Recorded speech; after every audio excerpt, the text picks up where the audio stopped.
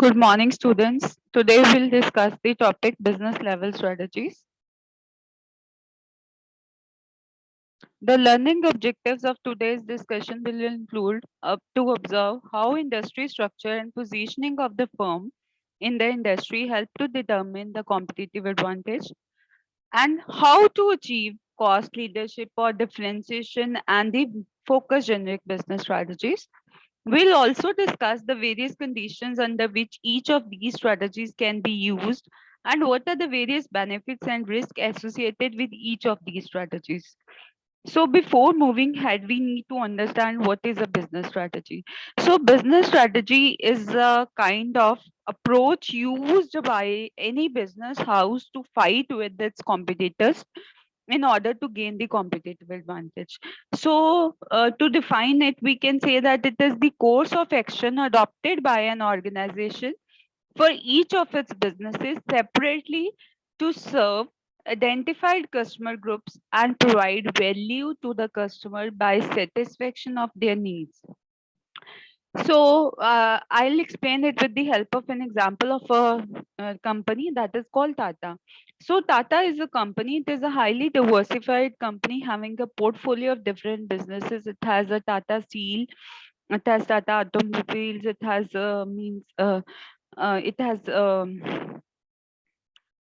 it has Tata Tanishq. So means for each of these varied businesses, because all these businesses are operating for a different set of customers who have altogether different needs. So they cannot use same approach in each of these industries. So the kind of approach they'll be adopting at each of this business level is called a business level strategy. So next is the competitive advantage. So the competitive advantage is an advantage over the competitors to any business houses. So this helps in this competitive advantage basically results in above average returns to the company. And any business need a set of strategies to secure its competitive advantage. The competitive advantage is very useful for any business house. So all the business houses that are operating in any particular industry, they are basically working to gain advantage over their competitors. And the dynamic factors that determine the choice of a competitive strategy are two. The one is the industry structure, and the second one is the positioning of the firm in the industry. So, according to the Michael E. Potter, so the Michael E. Potter is the one person who has been credited with extensive work in the area of business strategies. And according to the Potter, um, the industry structure consists of the five forces, and these five forces are the threat of new entrants, the threat of substitute products or services, the bargaining power of buyers, the bargaining power of suppliers, and the rivalry among the existing competitors in an industry. So, the second factor is the positioning of a firm in the industry. So, this to determine the choice of a competitive strategy of a firm, we also need to consider the position of a firm within any particular industry. So, Potter considered positioning as the overall approach of the firm towards competing. So, this is designed to gain the sustainable competitive advantage, and it is again based on two variables. One is called competitive advantage, and the second is called competitive scope. Competitive advantage is the approach used by the firm to fight with the competitors. So either it can sell the standardized product at the lowest possible cost to its customers, or the company can sell high price product by offering the unique variety to its customers. So its competitive advantage can be based on either the low cost or creating differentiation for its uh, customers. Second factor is called competitive scope. So competitive scope is basically the breadth of an organization's target within its industry. So the By breadth, we mean the range of product it is offering, the distribution channels being used by the company, the types of buyers it is focusing on, the geographical area it is covering. So all these factors together determine the breadth of the company. So the breadth of a company can either be the narrow or the broad segment. So the generic business, the choice of generic business strategy, as I told you, is based on two factors: the competitive advantage and the competitive scope. Competitive advantage could be based on low cost or the differentiation, and the competitive scope can be based either on the narrow segment or on the broad segment. So based on these two factors, there is a set of four different strategies that can be adopted by any business house. The one is called cost leadership. The other one is differentiation. These two strategies, cost focus and differentiation focus, is together termed as focus strategies. So the very first strategy that can be used by any business house is called cost leadership. So, when the competitive advantage of an organization lies in its lower cost of products or services as compared to the competitors, it is called cost leadership. So the generic, this particular generic strategies calls for being the low cost producer in an industry for a given level of quality. So it means that being low cost producer doesn't mean the company is compromising on the quality. So it means the company is offering an acceptable level of quality, but at the lowest possible cost. The firm sells its products either at average industry prices to earn a profit higher than that of rivals, or below the average industry prices to gain market share.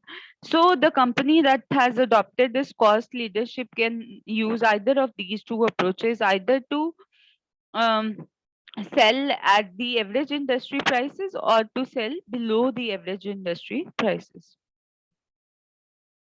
So this cost leadership can only be used in case of certain possible conditions, and these conditions are, means the company can use this cost leadership only when it is possible for them to make accurate demand forecasting, and it is possible for them to do the um, maximum capacity utilization.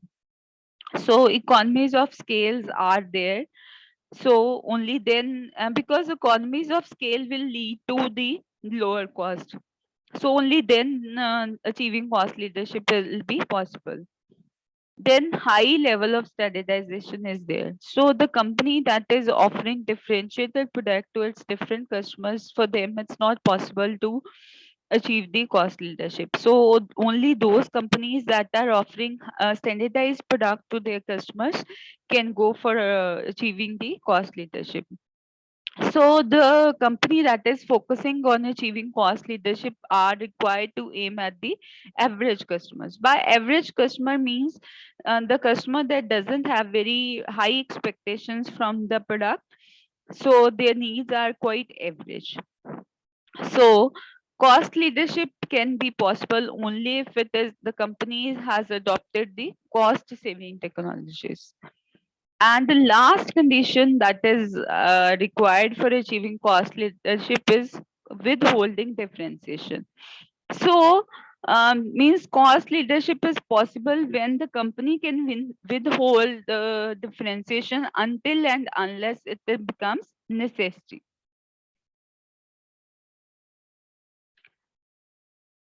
So there are various conditions under which cost leadership can be used. So the very first condition is called price-based competition is vigorous. When the competition in the industry is based on the price, then the only option left with the company is to produce the goods at the lowest possible cost. Second is the product or service is standardized. So this leadership, cost leadership can be used only when the product or service is standardized. Second is the buyers with the significant bargaining power. So the buyers are the one who are having the significant bargaining power. So that means the buyers are means quite powerful. The buyers are large and they are having a significant bargaining power with them, and they often insist on lowering down the price. So the company has to forcefully adopt this cost leadership. Another conditions that is required is that cost of switching is low. This means that the customers are not very brand loyal and they can easily switch from one brand to another brand. The last condition is that there are very few ways for differentiation available to the company. There are some products for which the company cannot create differentiation. Let's say the salt. Salt is one such product which cannot be differentiated. Although some companies have created differentiation on the basis of the source of salt or the nutrients that are available in the salt, but still there are very few ways possible for differentiating it. Then there are many benefits that are that are associated with using this particular business strategies. First one is that the cost advantage is the best insurance. The very first one is cost advantage is best insurance. This is the best insurance against the competitors. So next is the protection against powerful suppliers. If the suppliers of the companies are quite powerful, that means they can insist on raising the prices of the supplies they are making to the company. In that case, if the company is already following the low cost strategy, they can easily absorb the price rises of the raw material. Then it also offers protection against the powerful buyers, as the powerful buyers will insist for lowering down the prices. So the company can do so because it is already relying on cost reduction. So by reducing the cost, they can lowering down the prices as demanded by the buyers. Next is threat of cheaper substitute is offset, because the product that are very highly priced, there is often a threat for them that their imitators can imitate the product and offer them at the cheap prices. But the product that is already low price, this threat is already been set off.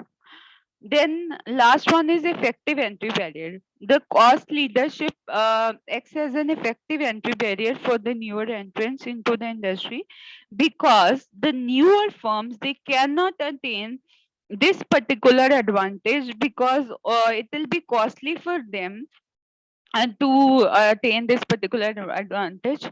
So that's why this acts as an effective entry barrier. Then no doubt there are many benefits associated with the cost leadership, but still it is not free of the risks that are there. First risk that is there is that cost advantage is short-lived, because the other competitors, they can easily imitate the basis of the cost advantage that the company is using. So after some time, this cost advantage will not be the sole property of the particular company.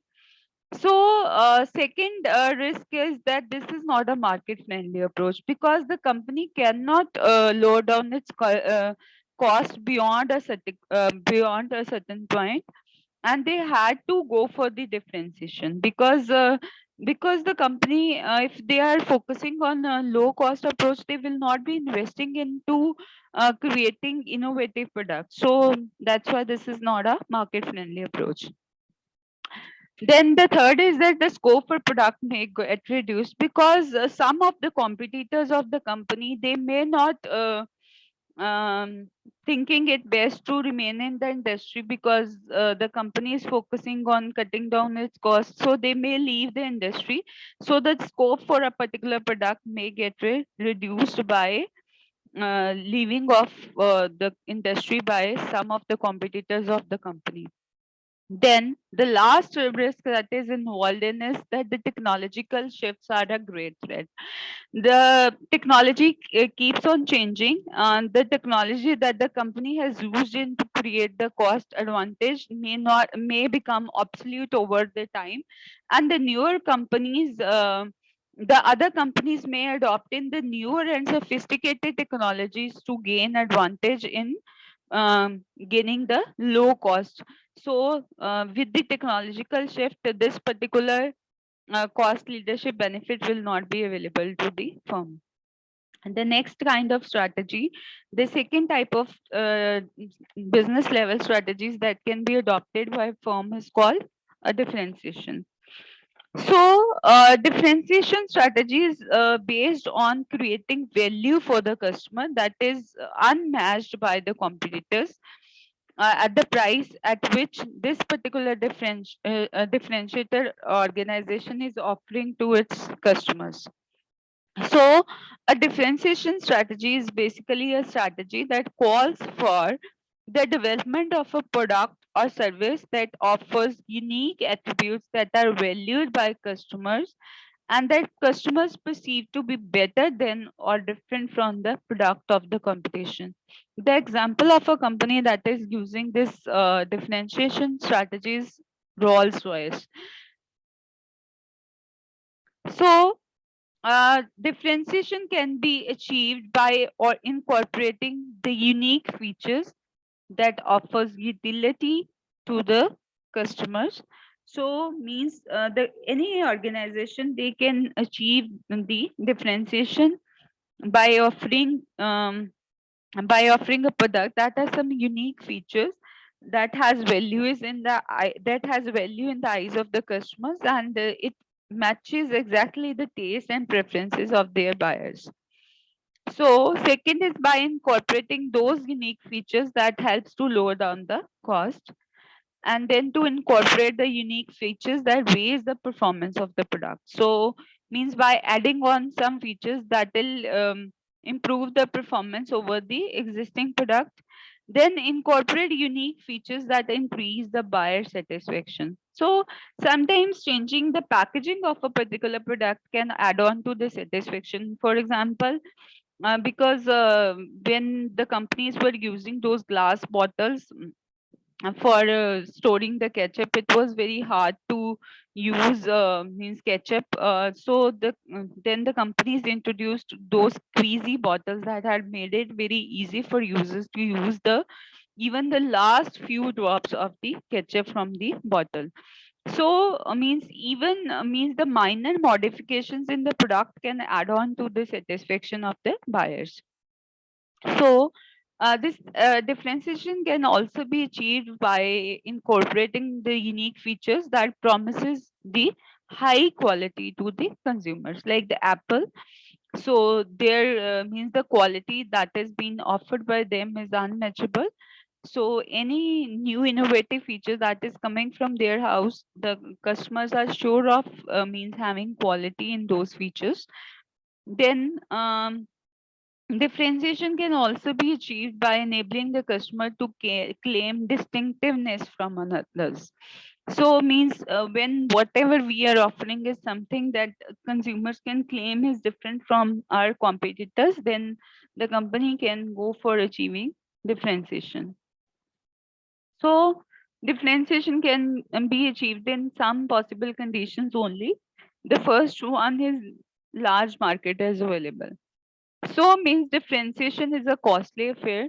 So there will be no use of adopting differentiation if very few buyers are available, because those few buyers will by getting to very few means buyers, the company will not be able to cover its cost. So second condition that is required is diversified customer needs. So means this differentiation strategy can only be used when the customer already has some needs that are different from the others. So there are a number of buyers that have a different set of needs.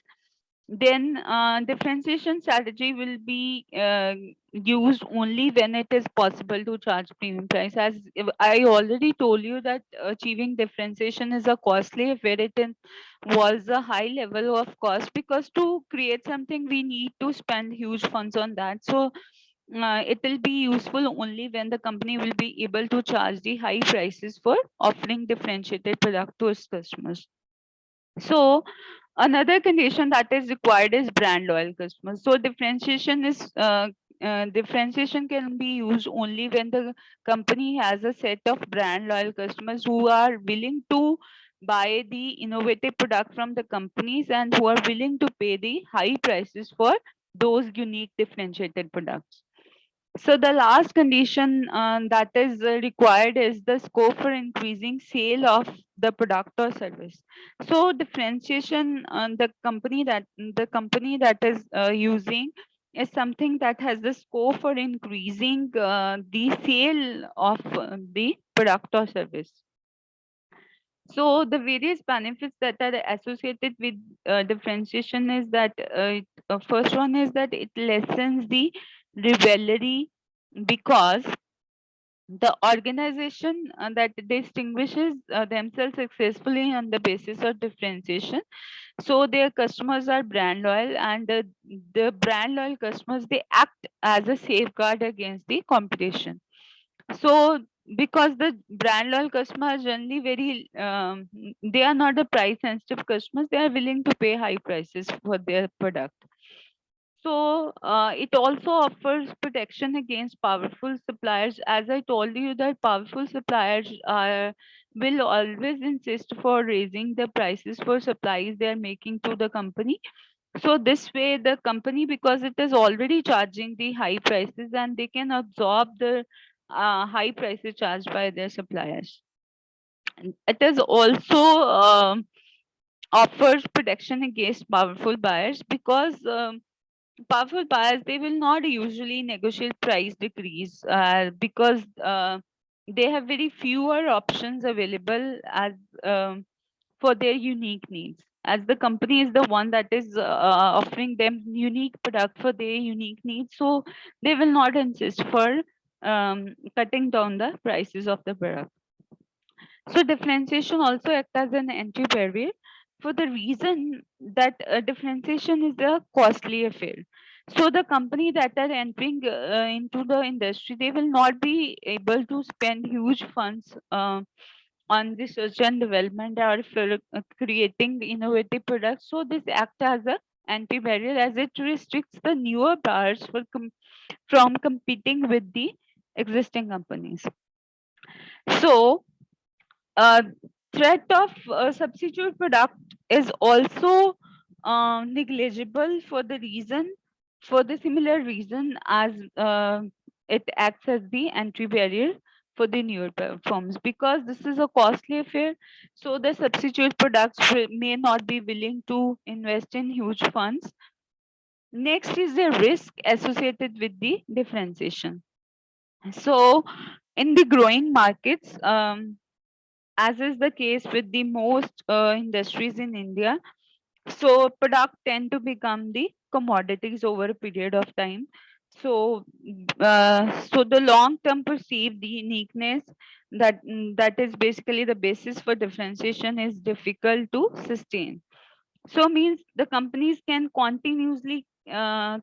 continuously sustain the advantage based on the differentiation until and unless they are regularly able to introduce the innovative products. So next is the basis for distinctiveness is gradually lessened. This happens because when this several companies adopt the same basis for differentiation, the space for distinctiveness will lessen over a period of time. So differentiation can only work if it is something that is valued by the customers. If the differentiation feature we are focusing upon is something that is not valued by the customers, then it can fail. Then price premiums do have a limit. So The company cannot keep on raising its prices by introducing new and new features. So there is always a limit to everything. So thus the differentiation also has a limit. So company cannot raise their price beyond a particular point. So in those cases, it will not be very fruitful to the company. So last is the failure to communicate adequately may cause differentiation strategy to fail. If the company has created differentiation, but it is not able to communicate it well to the customers, it is not able to convince them that it is quite useful for them, then it will fail over a period of time. Next set of strategies called focus strategy. And the focus strategy concentrates on a narrow segment, and within that segment attempts to achieve either a cost advantage or differentiation. So the focus strategy are the strategies that are focusing on a very narrow segment. So and the focus strategy can either be based on becoming the cost leader in that small market, or to become a differentiator in the small market.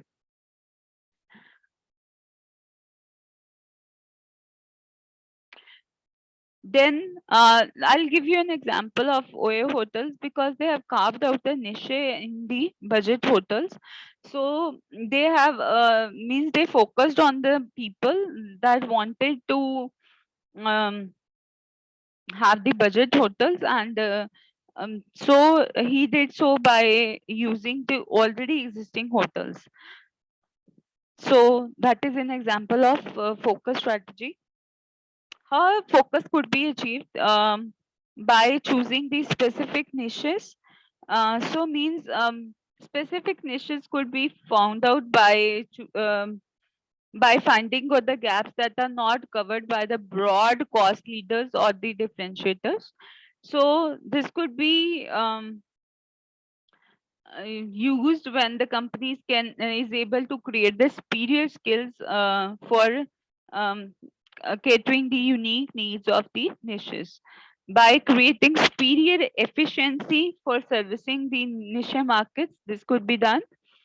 Um, then achieving lower cost or differentiation as compared to the competitors in serving such niche markets, or by developing innovative ways in managing the overall value chain. So the various conditions under which focus strategy could be used are: the very first one is the uniqueness in the segment. So this uniqueness could be in terms of geographic or demographic or based on the lifestyle. So only specialized features could satisfy the requirements of such a segment. So by uniqueness in the segment means, for example, means under the cosmetic industry, there is a growing need for the organic products. So means today's people, they are becoming aware of the side effects of the chemical used by the cosmetic industry. So all those means aware customers that are aware of the harmful effects of the chemicals used, they are means there is a growing importance for them of the organic brands. Okay, next is niches profitable. So as niche is one such small market that the company is catering to, if that niche is not profitable, that means the one that is not able to or willing to pay the prices as demanded by the company, or it is too small, then there is no use of focusing on that small segment. So niche is something that has potential for growth. As I just told you, that nowadays people are becoming aware of the harmful effects of the chemicals used by the cosmetic industry. So there is huge potential for growth in this segment. So over a period of time, people will become aware. So means more people become aware and they'll demand the organic products. So there is a potential for growth in such a particular niche. So this is a niche wherein major industry players are not interested. So the main means companies that are there in that industry, they are the one who are not willing in such in niches. Then it is a appropriate condition for adopting the focus strategy. Another condition that is highly required is that the company that is going to use this focus strategy should have necessary skill and expertise. Then another condition is required that the company should be able to cash on the customer relations and loyalty. Then there are many benefits associated with the focus strategy. So the company that will be using this focus strategy is protected from the competition to the extent that the other organizations having a broader target, they do not possess the competitive ability to cater to the niches. So next is protection against powerful suppliers. So all the focused organizations buy in small quantities. So the powerful suppliers may not have much interest in such companies. So they won't be catering to these. So it offers protection against the powerful suppliers. So similarly, the company also has protection against the buyers, because the buyers will be less likely to shift loyalties, because they may not find many companies who are offering such unique product for their unique needs. So their loyalty act as a protection against the powerful buyers. It also act as a powerful buyer to substitute products. The specialization that the company has in achieving or serving their niche market act as a substitute product, and for the same reason it act as an entry barrier to the potential entrants as well. The risk prevalent in using the focus strategy includes the development of distinctive competencies that has been developed by the company is the long drawn process. So means the benefits of means this focus strategy cannot be redeemed in very short run. So once the company has become committed and it has committed its resources to serving the needs of niche, it might find it difficult to move out later on. Another major risk lies in the cost configuration for the focused organization, because the cost for the focused organization are higher, because the markets are limited and the volume of production and sales is small. Then another risk is that niches are often transient. They may disappear owing to the technology or market factors. So for example, a new technology may make the process of making the niche products easier.